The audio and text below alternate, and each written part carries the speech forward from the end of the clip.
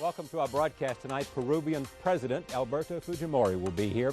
Also, director Trevor Nunn. He's best known for Cats and Les Miserables. Now he's directed Porgy and Bess for great performances right here on PBS. And Chaz Palminteri. He's the writer and star of Robert De Niro's A Bronx Tale. But first, Alberto Fujimori. He became the first person of Japanese descent to be elected to the presidency of Peru in 1990. 20 months into his 5-year term, the former agronomist declared a self-coup in which he suspended the Constitution and dismantled Congress. He has lowered the rate of inflation from 7,650% to 56% and presided over the capture of much of the leadership of the Shining Path. We are pleased to have him come this morning to talk about his country and the relationship with the United States as he prepares to address the United Nations. Welcome, Mr. President. Thank you very much. Nice to have you here. Let me first talk a little bit about you. When you ran for the presidency in 1990, very few people knew about you, including many Peruvians, I suspect. Yes, sure. You were an agronomist. You had a talk show in a debate format. Mainly for intellectual people. Yes, mainly for intellectual people. What made you think you could win, and what was it that made you appealing to the people of Peru? Yeah, the main thing is that in Peruvian political situation was that the political party didn't have the support anymore of the population.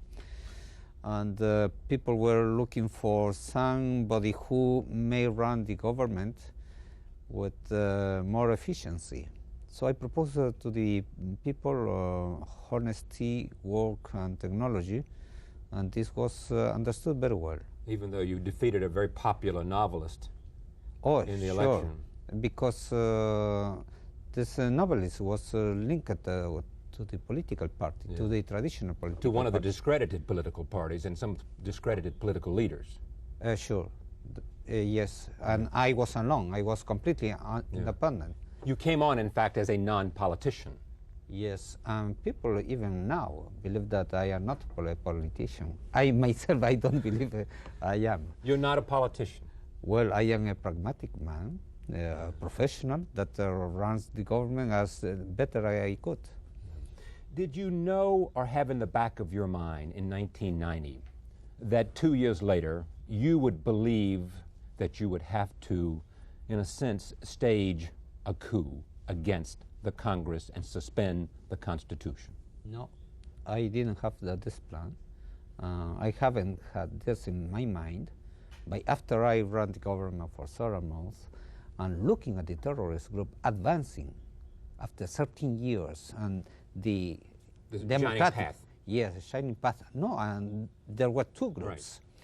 Right. And the democratic institutions were incapable of overcoming this terrorist group. I decided, it's the country or is the formal democracy that didn't function. So I decided in 1992, this self-coup had to take place. Pardon me? It had to happen in order to save Peru, in your judgment? To save Peru, to save democracy, to save the sufferance of the people. Look, but we have got 25,000 people dead. Would you accept in the U.S. 250 people proportionally dead because of a terrorist group? Sure, you wouldn't. But I don't think a president in the United States would be allowed to, by the powers, to declare a self-coup. Although, during the Civil War, Abraham Lincoln abolished the writ of habeas corpus. Oh, sure. You wouldn't. Because your democracy functions here. We didn't have a democracy that was efficient. But look, what kind of country conduct this democracy to the highest hyperinflation, second highest hyperinflation in the world, and narco-trafficking, 2 terrorist groups, 25,000 people dead, a huge debt, and so on, poverty everywhere. So the people were asking, what for this the democracy? Interesting, it met with popular approval. The public supported you. Yes, more than 2/3. Did you have to ensure the military was on your side? I control the military, as the Constitution said, and I conduct the military. But did you not worry that the military might stage another coup and remove you? Well, that Crossed could your mind. happen if I didn't have the power over the military, but the military support all these measures I have taken, because the military has one of the Peruvian people who has suffered more because of the terrorists. They have had several thousand. The military deaths. people have suffered the most, so Sure. therefore they wanted something to be done. Yes. Yeah. What are the results since then? Because at the time of the coup, the Bush administration in 1992 suspended $100 million in aid and criticized human rights policies in Peru. I suspected that the international community didn't understand what this real situation was in Peru and what we were looking for. The first sight was that President Fujimori was looking some dictatorship. Yes. When in fact what I was looking for was reestablishing the real democracy and fight against terrorists. Look now, after 17 months, only 17 months, both terrorist groups are almost defeated. 90% of the terrorist leaders are in jail, condemned to life prison. And that would not have happened if the Congress had remained in power? It was Sure. only when you were able to take over dictatorial power that you were able to make the capture of Guzman and No. other leaders? If I wouldn't make this Self-coup, terror group maybe was close to Palacio de Gobierno. Right. I am sure that because of this Self-coup, we can do all these steps. During my first 18 months of government, the judiciary freed 220 convicted terrorists, and they were being free after they were trained in the prisons, controlled by Shining Path. So all these measures has conducted to the control over the terrorists. What worries the world when they see this happen, as you know, is that the fear that democracy will not return. How do you assure the world that democracy will return to Peru? You've got a new constitution coming up in October. Yes, a Congress that is functioning, elected by the people, the judiciary working on more independently, the respect of all human rights, the free press. All human rights? Well, by the states, certainly they are still, after 13 years of war, there are some violations. I don't deny that.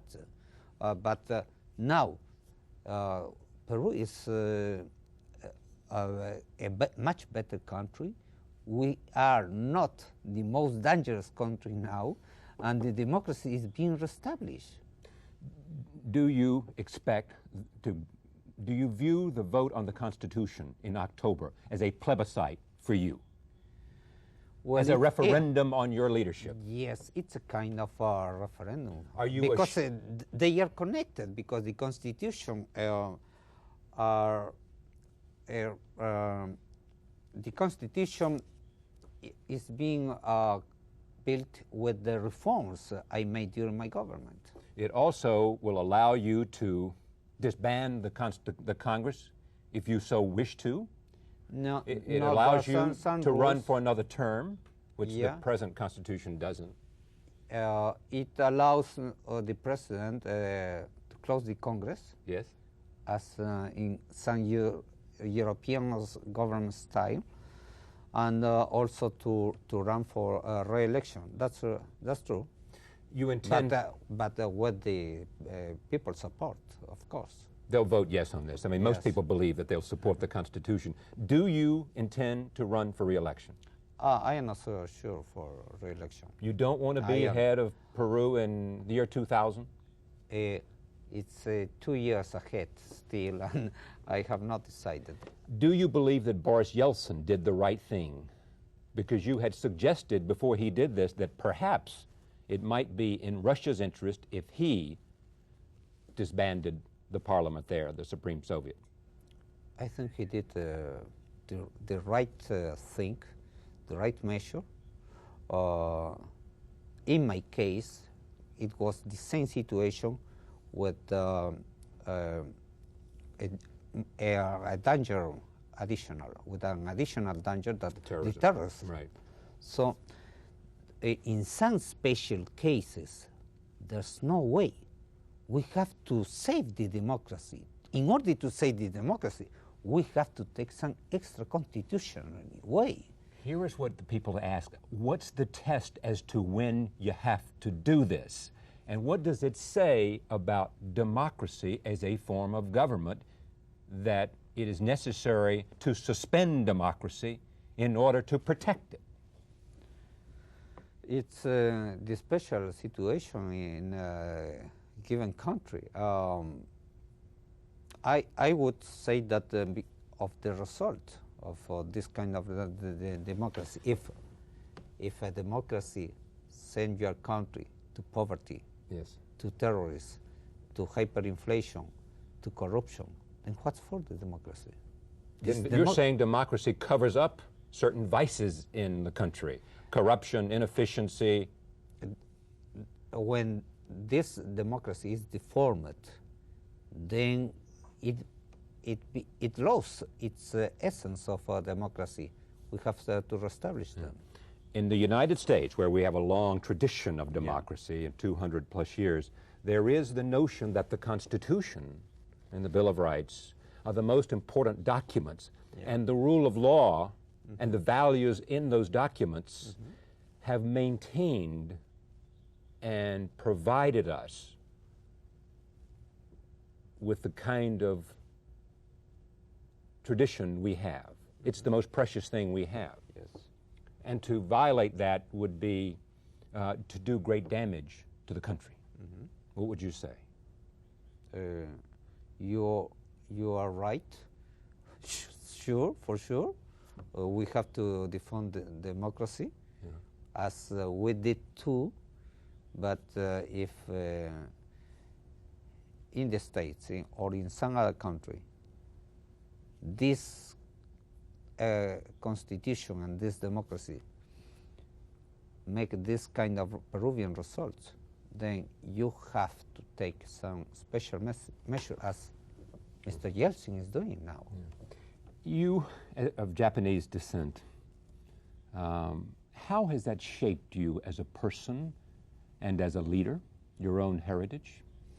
Maybe in some discipline. Discipline? Oh yes, I am very disciplined man, and Confidence? confident, and I planify everything. You plan? Yes, I make plans, even for the self-coup. Yes. For this? I made by myself. Yes. Yeah, and so there's some, well, I work very hard as Peruvian and Japanese, well, the Japanese used to be. So there's some inheritance that it's in my personality, I think. Jesse Helms, and I'm not sure where this stands, I haven't kept up with the list, has been blocking the appointment of a Peruvian ambassador unless the Peruvian government. Where does that stand today? Unless the Peruvian government would pay some compensation to the widow of an airman who fell out of a plane on a mission, and Has that been settled?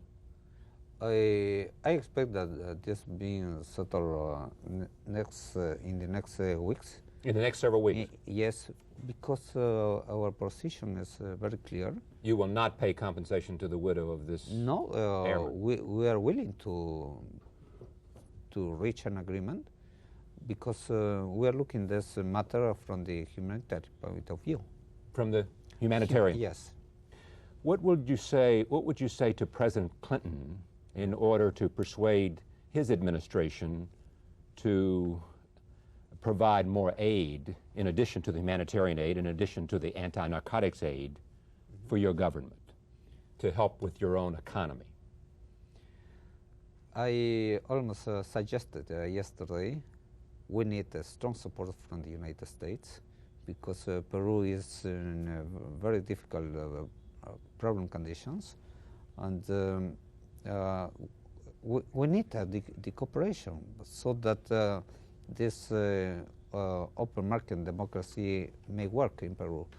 We have made the stiffest economical program in Latin America, and people is supporting that. So this needs also the cooperation of international community. Do you expect to get it? I'm not so sure, but we will work. Yeah. When you look at this administration, what do you think of the President of the United States and the way he has handled himself in office?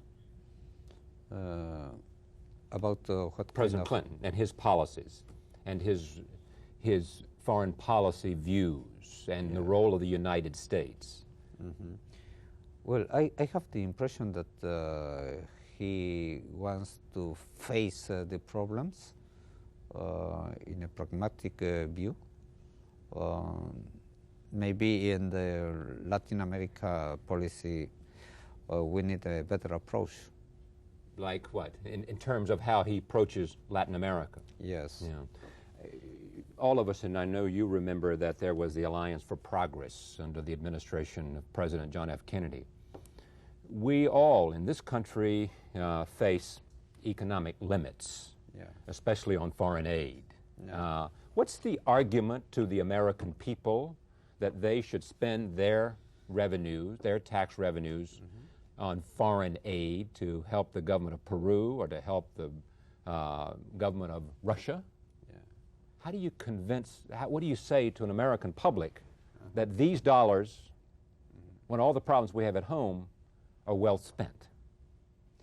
Well, I would say if this aid coming from the American people taxes should be used very efficiently, and the American people need some results, and this may be given by our own governments. I will say that American aid in Peru now with my government are used very efficiently, going to the people who need, and the improvement of our country will also means that the market will increase for the benefits for trade. For trade, right. For American trade also. Two other issues of great concern to America, and I'd love your views because you have been on the front line of the fight. First, against narcotics. Yes. You know, there is much talk, certainly in Latin America, that the United States should do something about the demand. Yes. That element of the equation has not been dealt with in this country, and spend less time fighting the supply. Do you agree with that, or what advice do you have us in the battle against narcotics? I think that the demand and supply should be fight both together. Hand in hand. Yes, and from the supply side, we can do much more than we have did in the last years. How so? How can you do much more? Because we have several few places where planes fly getting the drugs to North America. And so the control is much more efficient. Even you can make it with the satellite system where the planes are with the airways and the radar. While in the United States you cannot control where the narco traffickers are, because they are so much ports of entry. So in Peru, we can make this work much more efficient if we can have some elements as a radar, for example, or some special planes to combat the planes that fly during the night. Second issue is terrorism. What are the lessons from Peru in combating terrorism? Pardon me? What have you learned about fighting terrorism? Well, one thing you learned is that you decided that you had to stage a self-coup and take the extreme measures you did, which people in the world community were somewhat concerned about. How do you fight terrorism? Well, the main instrument is intelligence. Information. And we have got so much information with, in so many ways that we are sure, I am sure that I will defeat Shining Passenger on 1995. The second group will be defeated this year already. And this has been done because of intelligence, information, cooperation of the people, and the right work of the army and the police. Shining Path, my last question, is no longer a threat to Peru? Sure, it's not a threat now. Okay. And there's no chance that Mr. Guzman will escape from his life sentence? Not at all. He will die in his prison. Okay. Mr. President, thank you very much for joining us on your visit to the United Nations. Thank you. Thank you very much for your invitation. We'll be right back. Trevor Nunn is here. He is the director for public television's Porgy and Bess, and he has Sunset Boulevard and other things, and we'll talk with him after this break.